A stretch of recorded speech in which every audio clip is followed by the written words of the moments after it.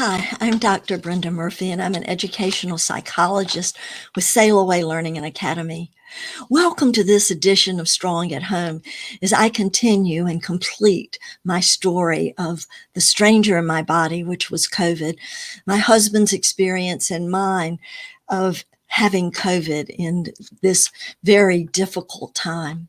At the end of our last session of telling this story, it was the day that I went to pick my husband up from his rehab. He was only in rehab for about 4 days, for 1 week. I don't know where 4 days came from, but he came home after a week in rehab after having been in the hospital 3 weeks in ICU and 1 week in on the floor and then rehab. So it was a great day, but I'll tell you, I think both of us, he was anxious to get home. I was anxious to have him home. But honestly, making a transition after such a major life event was extremely unnerving in many ways. What was it going to be like? What would our strength be like? And so to celebrate, before coming home that afternoon, we stopped to get my husband's favorite meal, Kentucky Fried Chicken. I don't agree with it. It's not healthy for us, but every once in a while we'll do it just because he enjoys it. And we also got ice cream, something else that probably watching our health and our diets we shouldn't do very often. But that day, celebrating a month of struggling and overcoming this dreaded COVID, we were so glad to be together again and to go home.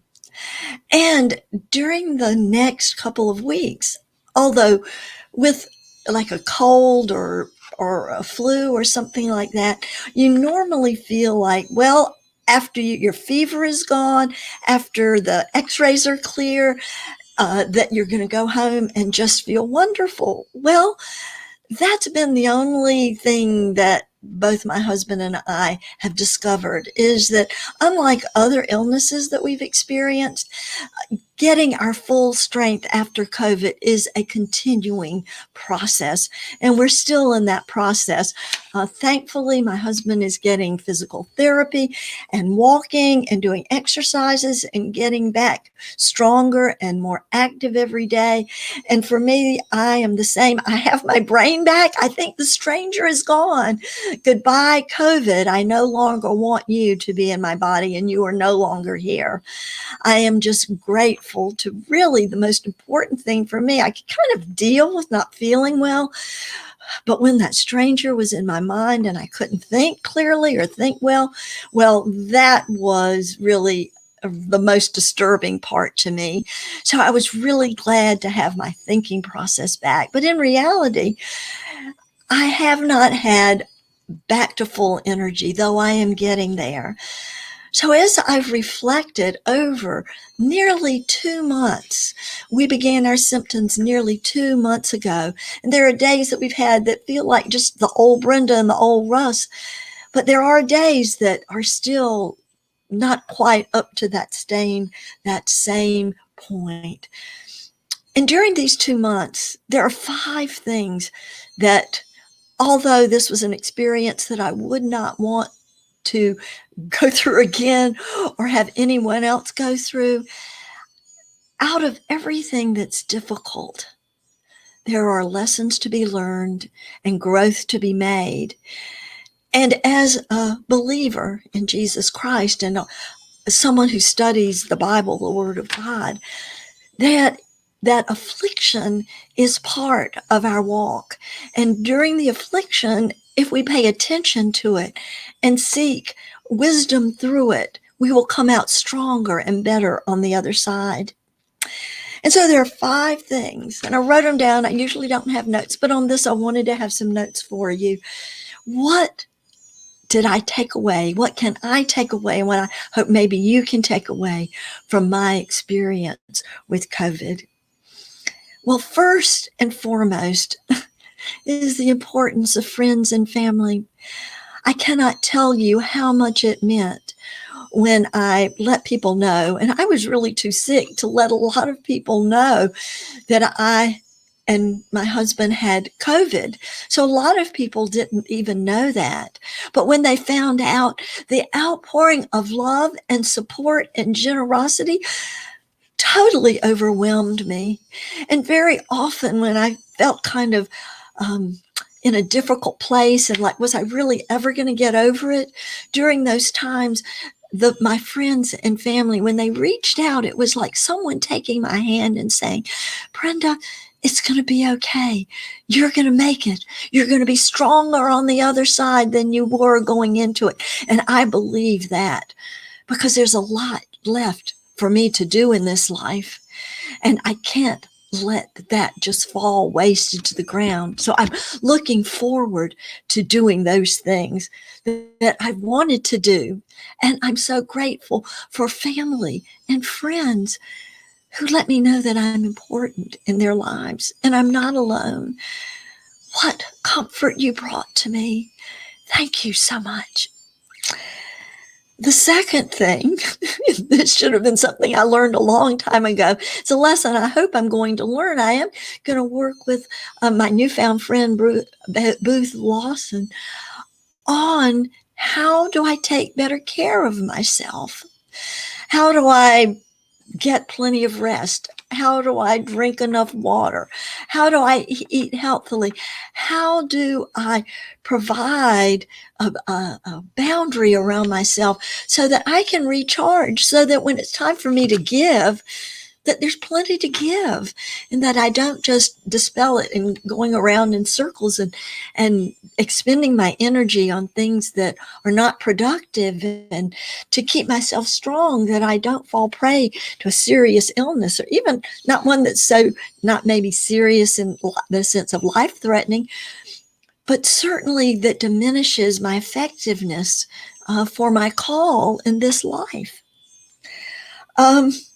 The third thing is not to fear COVID, but to respect it. There is no fear. I think if we look at the statistics, statistically, not very many people perish from it. And as my husband's pulmonologist said to him as he was walking out, she said, Mr. Murphy, you are a walking miracle and you have much to do in this life. And by the book, he should not have survived. And I know many others that shouldn't. I know many who have a profile that may have led to a really serious COVID experience did not. But I encourage you to respect it. To be sure and wear a mask. It's not a hard thing unless you have asthma or a breathing problem. Wear the mask. I mean, I'm going to wear it because there are other things that are going on out there that honestly I don't want to fall prey to. I don't really want to get that fall cold or the other flus or viruses that are around. So I think it's kind of sensible to wear our masks. And in situations where it's crowded, to just kind of stay 6 feet away from everyone. Had we followed those two things, I probably would have not have come down with COVID. And when we're in an environment like we are here in Roane County, or were in the middle of June, where we had so few cases, we had a sense of false security. Well, I don't know that we would have changed it any, but I would say just to be careful and wash your hands. That's not a hard thing to do. So respect the COVID. Know yourself and what your limits are and how you feel comfortable with it. But do not fear it, because if, God forbid, you should catch it as Russ and I did, and I remember when we got the diagnosis, we looked at each other with a look that, is this really happening? Is this going to be the end of our days? Where are we? What are we going through? But we knew that God's love for us cast out that fear and that sense of value of who you are, to cast out the fear and to just walk through it in trust. But respect it, but don't walk in deep fear that keeps you immobilized. The fourth thing is to value every day and to take time to enjoy the small things in life.